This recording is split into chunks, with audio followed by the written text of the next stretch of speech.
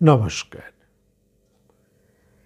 আমরা সবাই জানি ১লা জানুয়ারি শ্রী শ্রী ঠাকুর রামকৃষ্ণদেবের আত্মপ্রকাশে অভয়দানের দিবস। এটি কল্পতরু দিবস নামেও পরিচিত। এই দিনটি রামকৃষ্ণ ভক্তমণ্ডলীর কাছে তো বটেই, আমরা বলবো সমগ্র পৃথিবীর ইতিহাসে সমস্ত চিন্তাশীল এবং মুক্তিকামী, উন্নতি বিধানে সচেষ্ট যে কোনো জাগ্রত বিবেক সম্পন্ন মানুষের কাছেই এই দিনটির এক বিশেষ তাৎপর্য রয়েছে। স্বামী বিবেকানন্দ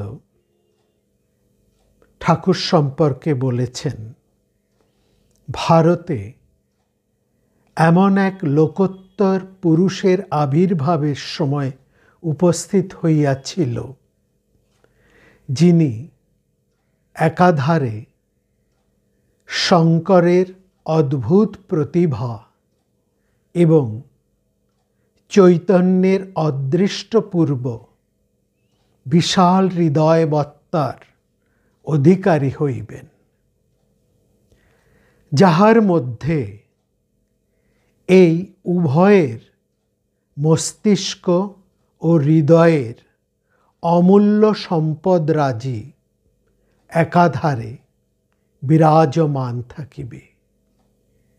যিনি দেখিবেন সকল সম্প্রদায় সেই একই আত্মা, সেই একই ঈশ্বরের শক্তিতে অনুপ্রাণিত, ব্রহ্ম হইতে কীট পরমাণু সর্বভূতে সেই একই আত্মা নিত্য বিদ্যমান, যাহার বিশাল হৃদয় ভারত তথা ভারতেতর সকল দেশের দরিদ্র ও দুর্বল, ঘৃণিত ও পতিতের দুঃখে বিগলিত হইয়া উঠিবে, অথচ যাহার সুতীক্ষ্ণ বিশাল বুদ্ধি এমন মহৎ তত্ত্বসমূহের উদ্ভাবন করিবে,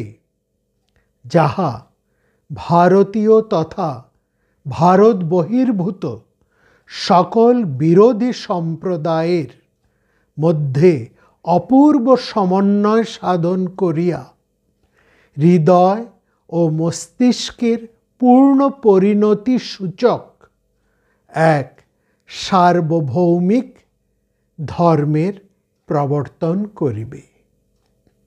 ভারতে এইরূপ এক মহান পুরুষের আবির্ভাবের শুভ সন্ধিক্ষণ উপস্থিত হইয়াছিল। বলা বাহুল্য, ভারত কৃষ্টির মূর্ত বিগ্রহ শ্রীরামকৃষ্ণ দেবী সেই লোকোত্তর মহাপুরুষ। এভাবেই স্বামীজি ঠাকুরের আবির্ভাব সূচনা বর্ণনা করেছেন। শ্রীরামকৃষ্ণের যখন আবির্ভাব ঘটে, তখন ধর্ম নিয়ে অনেক কোলাহল, অনেক কলহ ছিল। শ্রীরামকৃষ্ণ তার জীবন দিয়ে ধর্মের উদ্দেশ্য ও উপায় সম্বন্ধে অনেক সন্দেহের নিরসন করে দিয়েছেন। সেই সময় শ্রীরামকৃষ্ণের সময় ছিল বিজ্ঞানের যুগ আরম্ভের সময়। ঈশ্বরের অস্তিত্ব নিয়ে অনেকের মনে সন্দেহ দেখা দিয়েছে। নানা প্রশ্ন উঠেছে। ঈশ্বর কি জগৎ স্রষ্টা? স্রষ্টা হলেও তিনি জগতের মধ্যে না বাইরে? আবার জগতের মধ্যে থেকেও তিনি কিভাবে বাইরে থাকতে পারেন? ঈশ্বরের স্বরূপ কি? শ্রীরামকৃষ্ণ প্রতিটি প্রশ্নের সুন্দর এবং যথার্থ উত্তর দিয়েছেন। যত বিজ্ঞান এগিয়েছে, মানুষের চিন্তাও বিভিন্ন দিকে মোড় নিয়েছে। ভোগের নিত্য নতুন উপকরণ যেমন হাতে এসেছে, তেমনি প্রকৃতির ওপর মানুষের আধিপত্য বাড়ছে। এটা তো ঠিক। কায়িক পরিশ্রম কমেছে, যন্ত্র এখন মানুষের কর্মস্থান ক্রমেই দখল করে চলেছে। এমন তো আশঙ্কা হচ্ছে মানুষের বেশিরভাগ কাজের জায়গায় যন্ত্র নিয়ে নেবে, যন্ত্র মানব। অন্যদিকে জীবনে ভোগ সুখের পরিমাণ অনেক বেড়েছে, কিন্তু মনের উন্নতি কি বেড়েছে? প্রেম, প্রীতি, ভালোবাসা, বিশ্বাস, ধৈর্য এগুলো কি বেড়েছে? মানুষের মনের উদারতা, সংযম এসব কি বেড়েছে? বাইরের প্রকৃতির ও মানুষের আধিপত্য বাড়লেও অন্তরের প্রকৃতিকে সে জয় করতে পেরেছে কি? বাস্তবিকই কি মানুষ সুখী? লোভ, হিংসা, অন্যের ক্ষতি করার প্রবণতা, উচ্ছৃঙ্খলতা এসব তো বেড়েই চলেছে।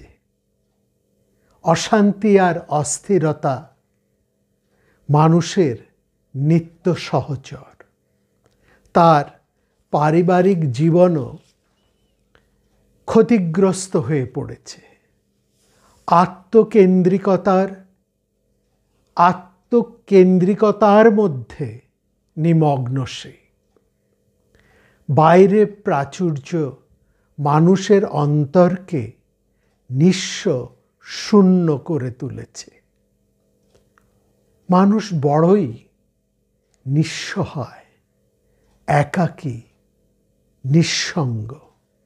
জীবন নয়, মৃত্যুই তার কাছে অনেক সময় কাম্য, বড় কাম্য হয়ে ওঠে। এটা বড় দুর্ভাগ্য। আত্মহত্যার সংখ্যা তাই পাল্লা দিয়ে বাড়ছে। প্রাচুর্যের মধ্যে আমরা দেখি এক সীমাহীন নিঃস্বতা। ঠিক এখানেই প্রতিদিন শ্রীরামকৃষ্ণ তার কথা, তার বাণী অমৃতের মতো, কথামৃতের মতো অত্যন্ত গুরুত্বপূর্ণ হয়ে উঠেছে বা উঠে চলেছে। ভোগের মধ্যে তৃপ্তি নেই, ত্যাগের মধ্যেই তৃপ্তি। ত্যাগ বলতে কিন্তু দারিদ্র্য বোঝায় না। অনাসক্তি, আসক্তিহীনতাই হচ্ছে ত্যাগ। ত্যাগ শব্দের অর্থ যা বৃহত্তর, তার জন্য যা ক্ষুদ্র তার ত্যাগ, যা নিত্য তার জন্য অনিত্য যা কিছু তার ত্যাগ, যা সত্য যা বৃহৎ তাই ব্রহ্ম, তাই ভূমা, তাই ঈশ্বর, তাই সত্য। এই সত্যকে লাভ করার জন্য সমস্ত ক্ষুদ্রতাকে, সমস্ত আসক্তিকে, মোহকে ত্যাগ, নিত্যের প্রতি আসক্তি, অনিত্যের প্রতি অনাসক্তি, ত্যাগের প্রতি আসক্তি, ভোগের প্রতি অনাসক্তি। এই সত্য পরম সত্য, নিত্য সত্য। নানান ধরনের জাগতিক বিদ্যা হতে আমরা যে সত্যকে লাভ করি তা পরিবর্তনশীল, বিকারধর্মী। আজকের সত্য সেই জাগতিক সত্য আগামীতে তার ভিত্তি হারিয়ে ফেলে, কিন্তু যা পরম সত্য তা অপরিবর্তনীয়, শাশ্বত। এই সত্যই সর্বভূতের অন্তরাত্মা।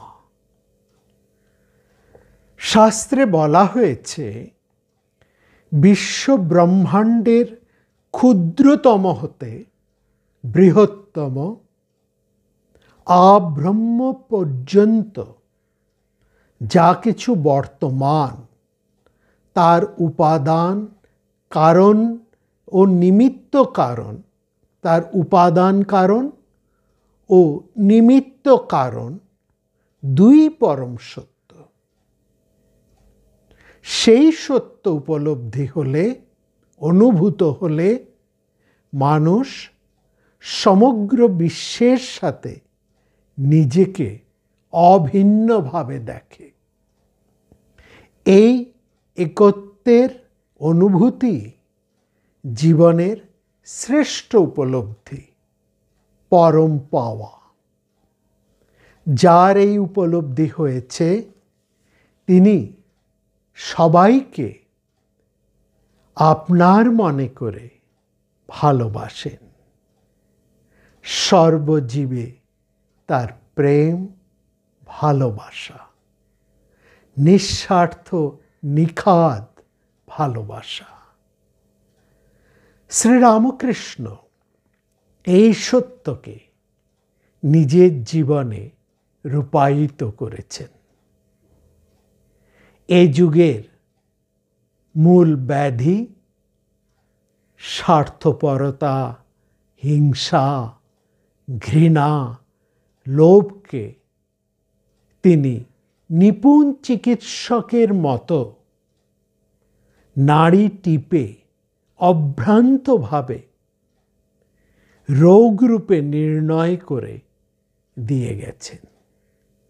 তাই তিনি সার্থক যুগাবতার। ত্যাগের আদর্শের কথা প্রাচীন কাল হতে বলে এলেও কখনো অর্থ কিংবা কামকে ভারতবর্ষ ত্যাগ করতে বলেনি। নিঃস্ব ভিখারির জীবন ভারতবর্ষের আদর্শ জীবন নয়। শুধু অর্থ কামের আগে ভারতবর্ষ যুক্ত করেছে ধর্মকে। ধর্মের পথে অর্থ উপার্জন, ধর্মের পথে অর্থ সংগ্রহ করো, উপার্জন করো, আয় করো, কামনা চরিতার্থ করো ধর্মপথে। ত্যাগ করো সেই অর্থ কামকে যা ধর্ম বিবর্জিত। পরিত্যাজ্যেত অর্থ কাম ইয়ো সত্যাং ধর্ম বিবর্জিত। শ্রীরামকৃষ্ণ দেব এই ধর্মহীন অন্ধকার জীবনে আলো জ্বালাবার জন্যই তিনি এসেছিলেন। কত সহজভাবেই না শ্রীরামকৃষ্ণদেব লোভ, আসক্তি, তৃষ্ণা, বিকারের এই সংসারে আত্মরক্ষার উপায়টি শিখিয়ে দিচ্ছেন। ঠাকুর বলছেন, চারা গাছকে প্রথম অবস্থায় বেড়া দিয়ে রাখে, পরে গাছ বড় হলে, শিকড় গজালে তাতে হাতি বাঁধা যায়। সেই সাথে সংসারে অনবদ্য দৃষ্টান্ত তুলে ধরেছেন, সংসারের অনবদ্য দৃষ্টান্ত। ভবরোগ বৈদ্যের মতো প্রথমে রোগ নির্ণয় করছেন। বলছেন রোগটি হচ্ছে বিকার। আবার সে ঘরে বিকারের রোগী, সেই ঘরে জলের জ্বালা আর আচার তেঁতুল। যদি বিকারের রোগী আরাম করতে চাও, ঘর থেকে ঠাই নাড়া করতে হবে। সংসারী জীব বিকারের রোগী। বিষয় জলের জ্বালা, বিষয় ভোগতৃষ্ণা, জলতৃষ্ণা। আচার তেঁতুল মনে করলেই মুখে জল আসে, কাছে আনতে হয় না। এমন জিনিসও ঘরে রয়েছে। তাই নির্জনে চিকিৎসা দরকার।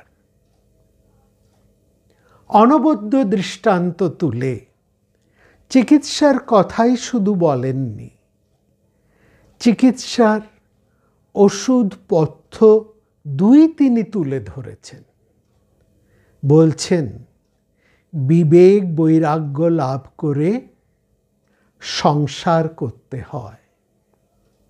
সংসার সমুদ্রে কাম ক্রোধাদি কুমির আছে। হলুদ মেখে জলে নামলে কুমিরের ভয় থাকে না। বিবেক বৈরাগ্য হচ্ছে হলুদ, আর সৎ অসৎ বিচারের নাম বিবেক। ঈশ্বর সৎ, নিত্যবস্তু, আর সব অসৎ, অনিত্য, দুদিনের জন্য। এইটি বোধ আর ঈশ্বরে অনুরাগ। কি চমৎকার কথা বলছেন। এই ঈশ্বর সৎ, নিত্যবস্তু, আর সব অসৎ, অনিত্য, দুদিনের জন্য। এইটি হচ্ছে বোধ আর ঈশ্বরে অনুরাগ। তার উপর টান, ভালোবাসা। গোপীদের কৃষ্ণের ওপর যেরূপ টান ছিল। সংসার দুঃখ জলধৌ পতিতস্য কাম ক্রোধাদিক্রমকরৈ কবলীকৃতস্য। আমি সংসার রূপ দুঃখ সমুদ্রে পড়ে আছি, আর কাম ক্রোধাদি রূপ কুমির ও হাঙ্গর আমায় গিলে ফেলেছে। ঠিক এখানেই প্রশ্ন, রোগী কি বোঝে তার রোগ, বিকার, অসুখের কথা? একজন সাধারণ সংসারীবদ্ধ মানুষ কি এটা বুঝতে পারে যে আসলে সে সুস্থ নয়, সে অসুস্থ, তার চিকিৎসার প্রয়োজন। সংসারী মানুষ কি সত্যি তার দুঃখ যন্ত্রণা হতে ঠিকভাবে মুক্ত হতে চায়? হ্যাঁ, মানুষ মাত্রেই দুঃখ নিবৃত্তি চায়, কিন্তু সেই নিবৃত্তি সে কেমনভাবে চায়? দুঃখ নিবৃত্তির মধ্যে দিয়ে সে যা চায়, দুঃখ নাশের জন্য সে যা কামনা করে, তা তো তাকে আরো অনেক বেশি, আরো বেশি করে দুঃখে নিমজ্জিত করে।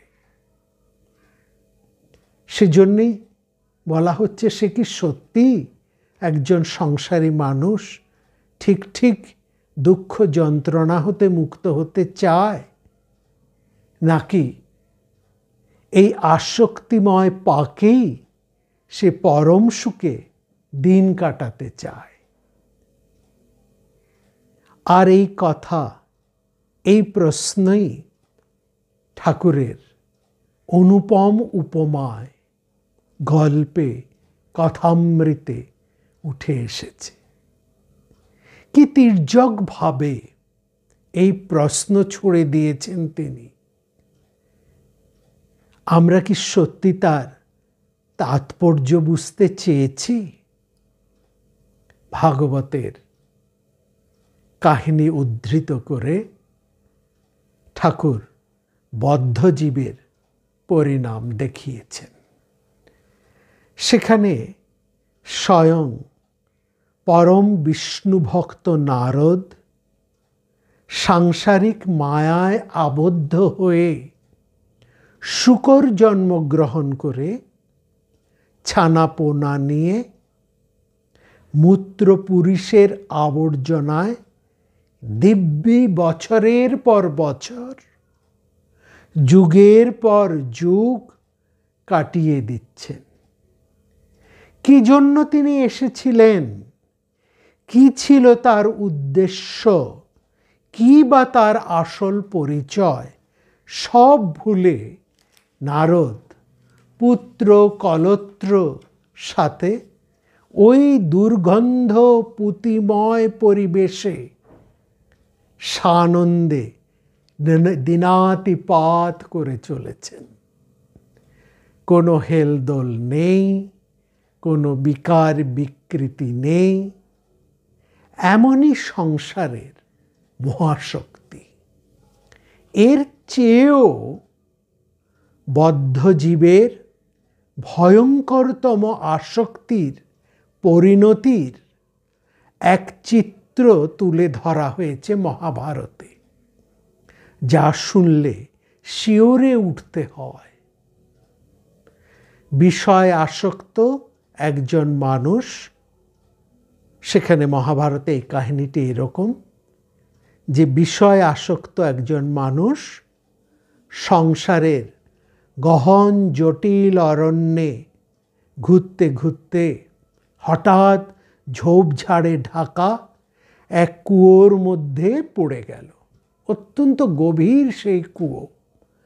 নিচে পড়তে পড়তে হঠাৎ কুয়োর চারপাশে জন্মানো বড় বড় গাছের ডালে লতায় পা আটকে হেঁটোমুন্ডু হয়ে সেই কুয়োর মধ্যে ঝুলতে থাকলো। সেই কুয়োর তলায় কিলবিল করছে প্রচুর হিংস্র সাপ। একবার সেখানে লতাপাতার বাঁধন ছিঁড়ে পড়লেই এক ছোবলে বিষ জর্জরিত হয়ে শেষ।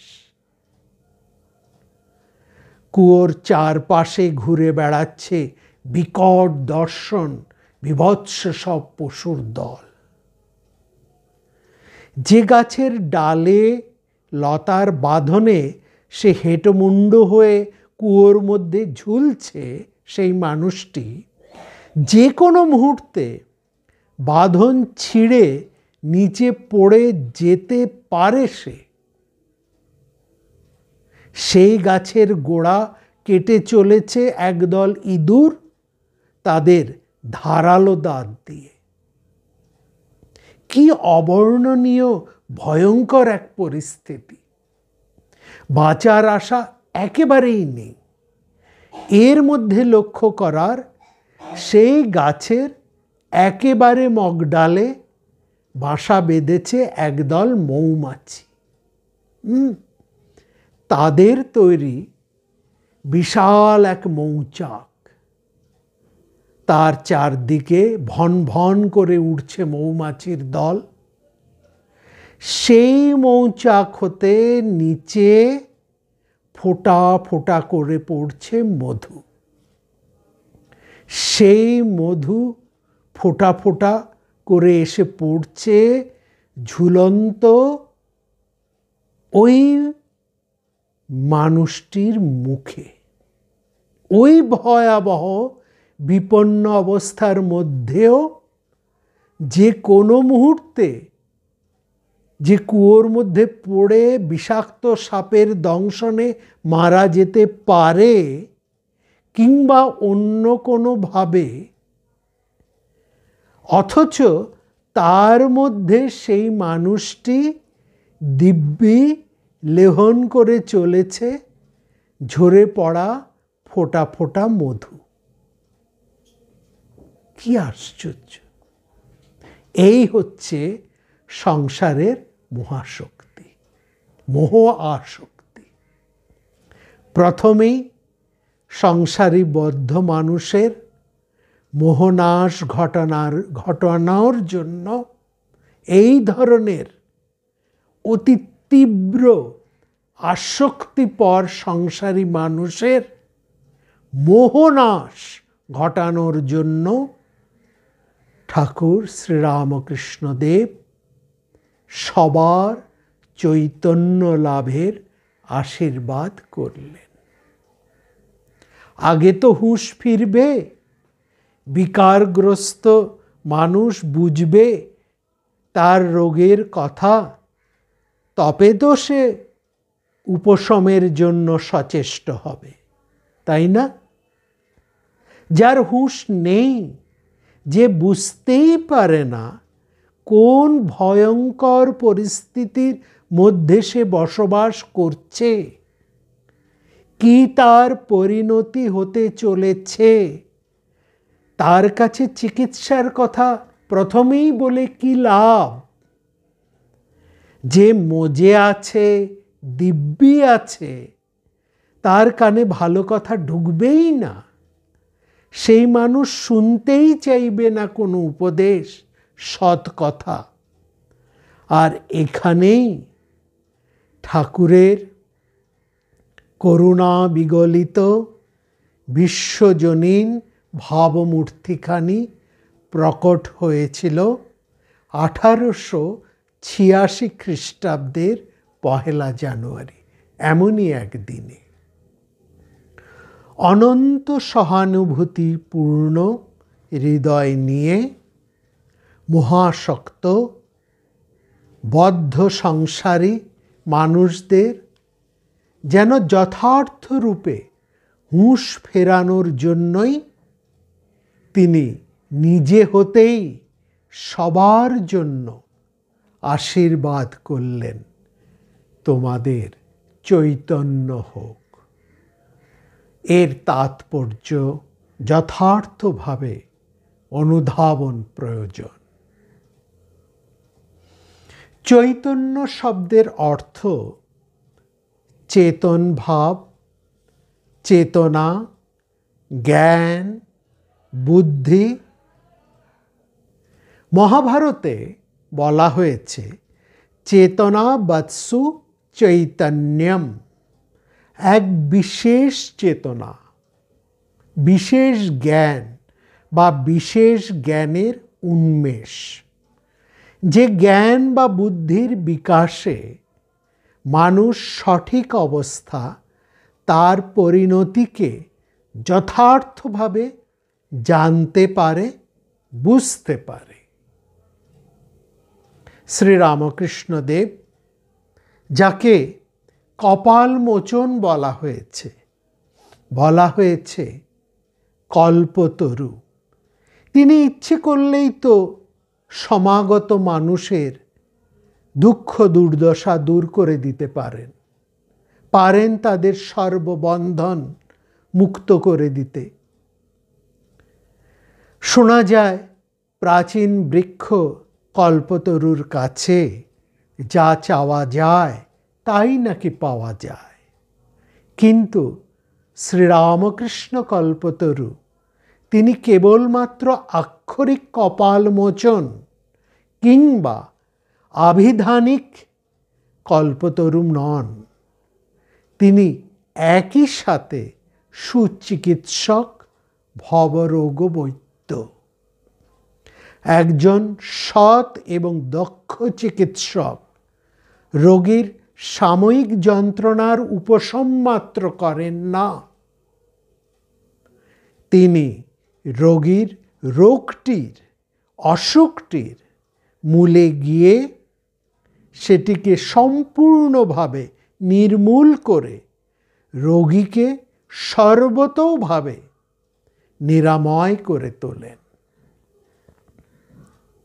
ঠাকুর শ্রীরামকৃষ্ণ তাই করেছেন। বদ্ধ মানুষের চেতনার উন্মেষ ঘটিয়ে তার আত্মপ্রকাশ ঘটানোর সুযোগটি করে দিলেন। দিলেন তার হুঁশ ফিরিয়ে, মিথ্যের আবরণ খসিয়ে সত্যিকারের অবস্থার মধ্যে মানুষকে তুলে ধরলেন। জমাট অন্ধকারে, অজ্ঞানের মোহ আবরণে জেলে দিলেন বিবেকের চৈতন্যময় প্রদীপ। সাময়িক যন্ত্রণার উপশম নয়, হাতে ধরে কোনো কিছু পাইয়ে দেওয়াও নয়, যথার্থ গুরুর মতো,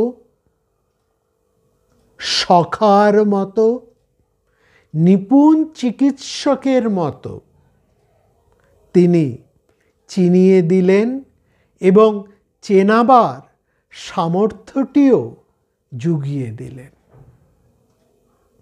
চৈতন্যের আবরণ উন্মোচন করে। রোগের কারণ যে কামকাঞ্চন, এ যুগের মানুষ কামনার লালসায় শুধু কাঞ্চন সঞ্চয়নে উন্মত্তের মতো ছুটে চলেছে।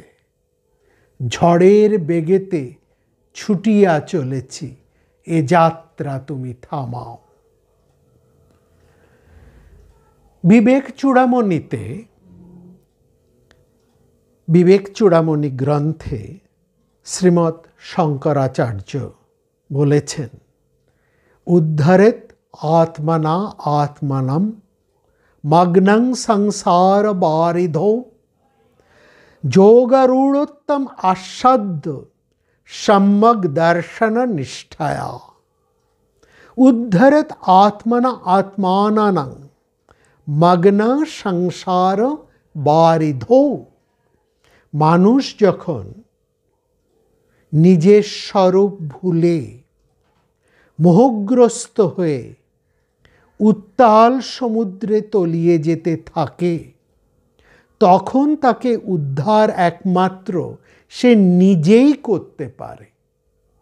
তলিয়ে যাওয়া মানুষকে উদ্ধার করতে পারে তারই শুদ্ধ সত্তা, শুদ্ধ আত্মা। শুদ্ধ বিচারশীল মনই সংসার সাগরে নিমজ্জিত মনকে, জীবাত্মাকে উদ্ধার করে। একে অবসন্ন হতে দিতে নেই। গীতাতে সেই একই কথা বলা হয়েছে, আত্মাই আত্মার বন্ধু, তুমি তোমার বন্ধু। বদ্ধ অবস্থায় আত্মাই আত্মার, অর্থাৎ নিজেই নিজের শত্রু। এখন প্রশ্ন, এই যে প্রতিদিন একটু একটু করে আসক্তির জালে আটকা পড়ছি, সংসার সাগরে তলিয়ে যাচ্ছি, এটা থামাবো কিভাবে? নিজেকে টেনে তুলব কিভাবে? প্রথম উত্তর, ডুবে যে যাচ্ছি সেটা বোঝার ক্ষমতাও কিন্তু ঈশ্বররূপী গুরুর আশীর্বাদ, চৈতন্যের জাগরণ। সবাই বুঝতে পারে না। যার চৈতন্য হয়েছে গুরু কৃপায়, গুরুর আশীর্বাদে, ঈশ্বরের আশীর্বাদে, সেই শুধু বুঝতে পারে যে প্রতিদিন আসক্তির সমুদ্রে, ভোগের সমুদ্রে সে ডুবে যাচ্ছে। বিবেক চূড়ামণিতে বলা হয়েছে, যোগারূঢ়ত্বম আস্বাদ্য সম্যক দর্শন নিষ্ঠায়া। যোগারূঢ় অবস্থা আয়ত্ত করে, মনকে শুদ্ধ করে, নিজেকে মোহ আবরণ হতে টেনে তুলতে হয়। যোগারূঢ় অবস্থা কাকে বলে? যখন ইন্দ্রিয় গ্রাহ্য সমস্ত বিষয় থেকে মন সরে আসে, কোনো কিছুর জন্যে কোনো সংকল্প থাকে না, সব ত্যাগ হয়ে যায়, কর্মের সম্পূর্ণ অনাসক্তি আসে, এই অবস্থাকে যোগারূঢ় অবস্থা বলে। আচার্য শঙ্কর বলছেন, যোগারূঢ়ত্বম আস্বাদ্য সম্যক দর্শন নিষ্ঠায়া। সম্যক দর্শন মানে শুদ্ধ মন, শুভ বুদ্ধির সাহায্যে দর্শন। সেই দর্শন আত্মদর্শন।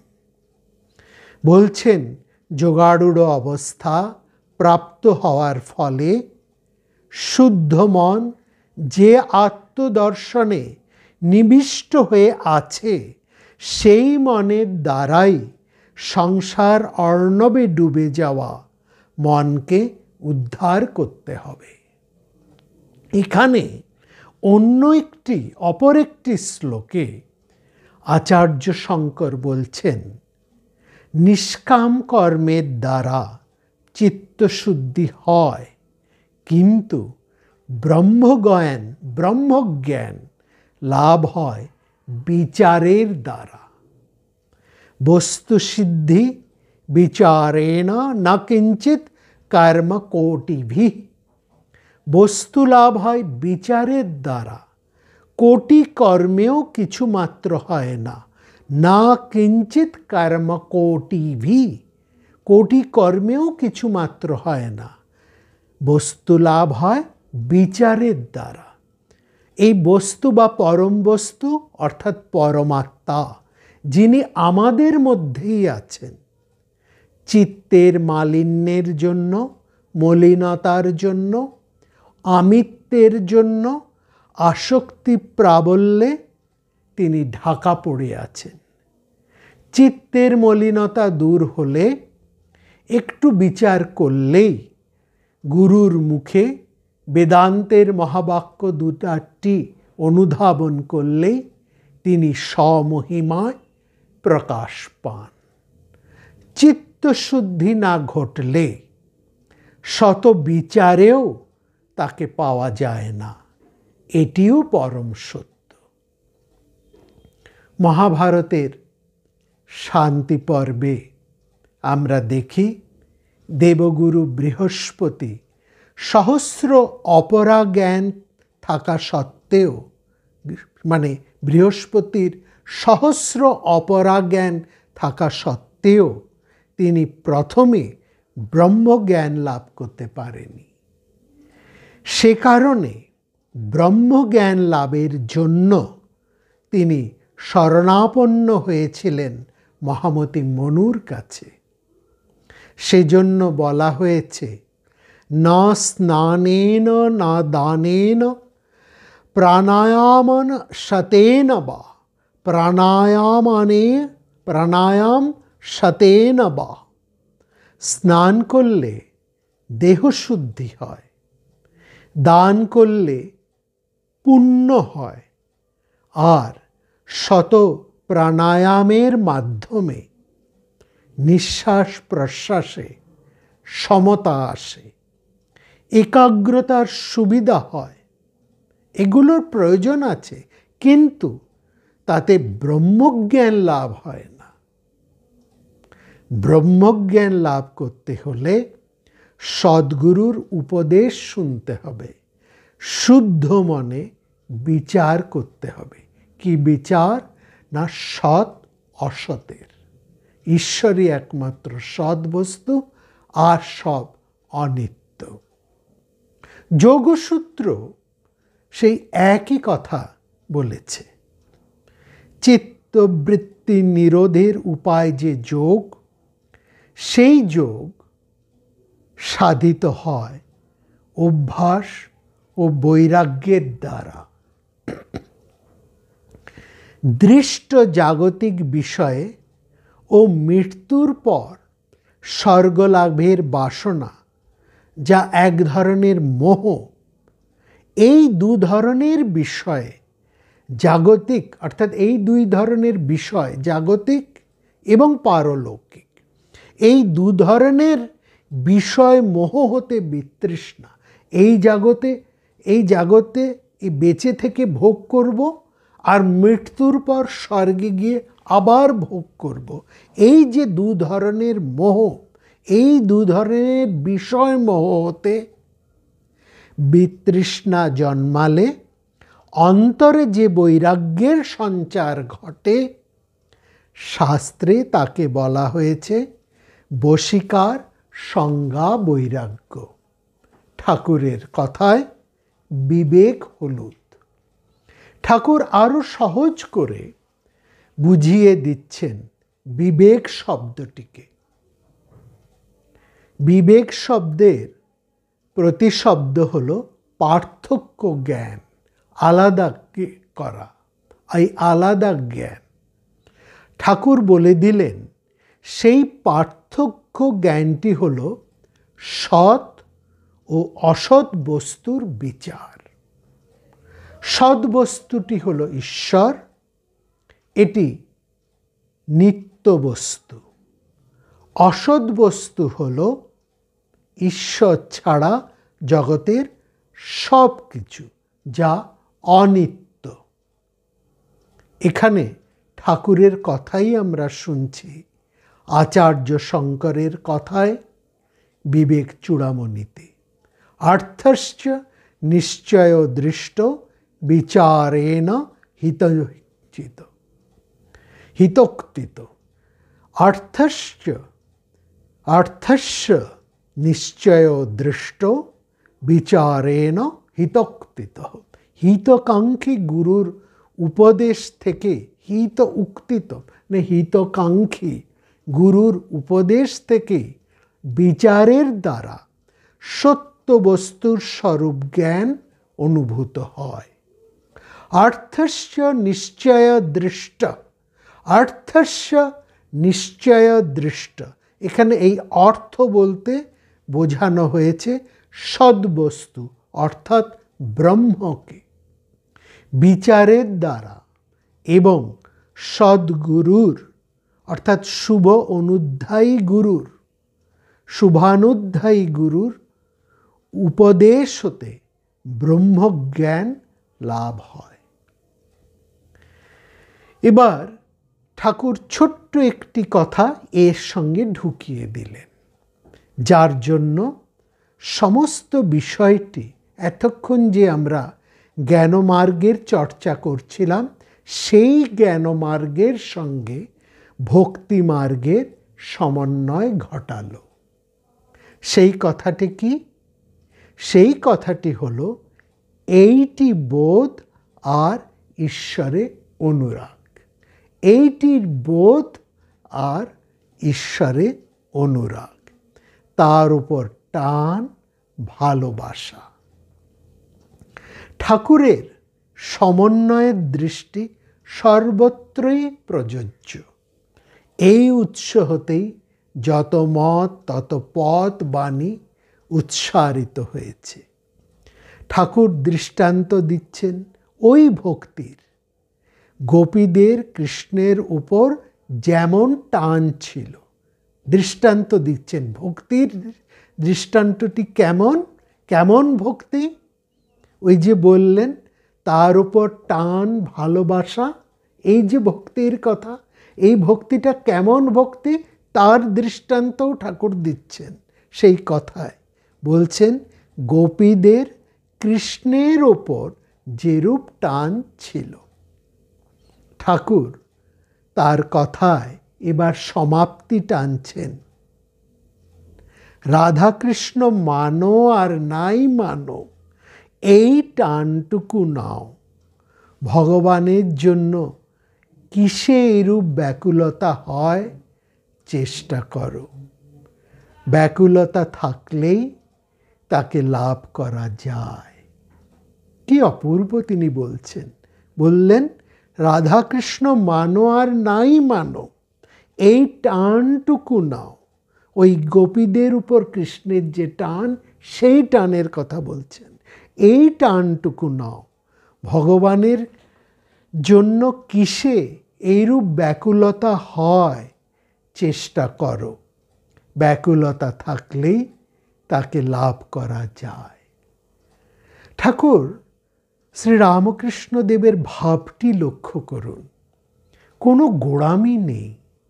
আমরা তো রাম না মানলে, কৃষ্ণ না মানলে, কালী না মানলে ক্ষেপে যাই, তাই না? ঠাকুর কিন্তু আসল বস্তুটি দেখেন, হৃদয় দেখেন, ভগবানও তাই দেখেন। বাইরের পূজা পাঠ, মন্দির, বিগ্রহ প্রতিষ্ঠা, জাঁকজমক, ফুল চন্দনের বাড়াবাড়ি কিছুই দেখেন না। দেখেন ভক্তের টান কতটুকু। শ্রীরামকৃষ্ণদেব সেইটিই বললেন ভক্তদের। বললেন রাধাকৃষ্ণ মানা না মানা বড় কথা নয়। রাধাকৃষ্ণ মানা বা মানা না মানা বড় কথা নয়।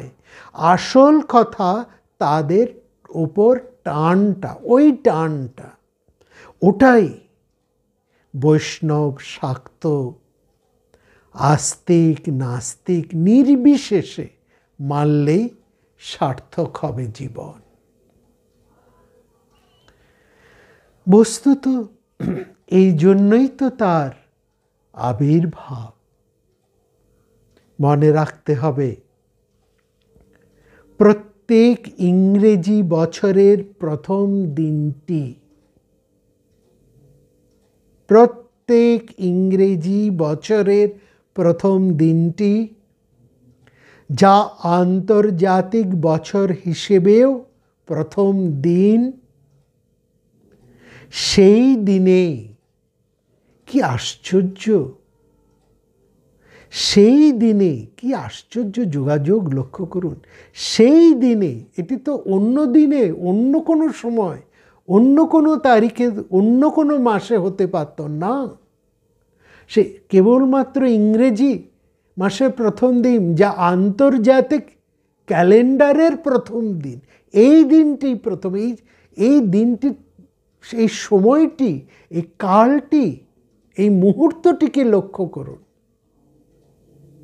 সেই দিনে তিনি কেবল ওই 2-4 মানুষের কাছে নয়, কাশীপুর উদ্যান বাটিতে ওই 2-4 যে মানুষ ছিলেন তারা নন, তাদেরকে উপলক্ষ করে সমগ্র বিশ্ববাসীর সামগ্রিক কল্যাণ ভাবনায় মানুষ মাত্রেরই চৈতন্য বিকাশের আশীর্বাদ করেছেন। আত্মপ্রকাশের মাধ্যমে বিশ্ববাসীকে অভয় দান করাই তার একমাত্র ব্রত। তিনি সিদ্ধান্ত করতে এসেছিলেন কারণ মানুষ দ্বিধাগ্রস্ত ছিল, সমস্যা সংকুল ছিল। মানুষ এক অদ্ভুত অবস্থায় পৌঁছেছিল। রাস্তা দিয়ে যেতে যেতে এক চৌমাথায় এসে পৌঁছেছি, এরপর কি করব, কোন দিকে যাব, চারদিকে রাস্তা, কোন দিক দিয়ে গেলে গন্তব্যস্থলে পৌঁছানো যাবে মানুষ বুঝতে পারছে না। শ্রীরামকৃষ্ণ সেই সঠিক পথের দিশা দেখাতে এসেছিলেন সঠিক সিদ্ধান্ত দিতে, এসেছিলেন সমাধান করতে। তার সম্বন্ধে একটি গানে বলা হয়েছে, দুঃখিনী ব্রাহ্মণী কোলে কে শুয়েছ আলো করে। দুঃখিনী ব্রাহ্মণী কোলে কে শুয়েছ আলো করে। এই পৃথিবী, এই ধরণী, এই মাটি যেন দুঃখিনী ব্রাহ্মণী। তার কোলে শ্রীরামকৃষ্ণদেবের আবির্ভাব। তিনি এসেছেন সবার দুঃখ দূর করতে। আমাদের কত রকম দুঃখ, সবচেয়ে বড় দুঃখ মনের দুঃখ। সেই দুঃখ দূর করতে শ্রীরামকৃষ্ণ এসেছিলেন। এই কালোর যুগে আলোর দূত হয়ে তিনি এসেছিলেন। ডাক দিয়েছিলেন, তোরা কে কোথায় আছিস আয়। তার আহ্বানে যদি আমরা সাড়া দিতে পারি, তাহলেই আমাদের তার স্মরণ মননের সার্থকতা। নইলে তার ডাকে কর্ণপাত না করলে আমাদের সামনে মহতী বিনষ্টি। অন্য কোনো পরিকল্পনাতেই, কোনো কর্মসূচিতেই দেশের দশের সমৃদ্ধি, যশ, অগ্রগতি, মঙ্গল হবে না, হতে পারে না যদি দেশের মানুষের মূল্যবোধ নষ্ট হয়ে যায়।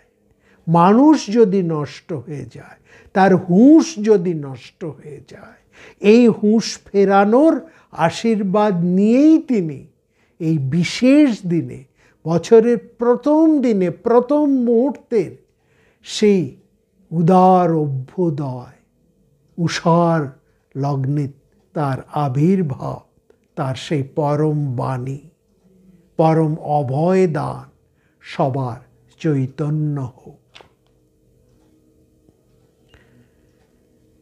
মনুষ্যত্ব প্রতিষ্ঠার মূল মন্ত্র তিনি বপন করতে চেয়েছেন প্রতিটি প্রাণে, প্রতিটি কর্মে, প্রতিটি চিন্তায়, যাপনে।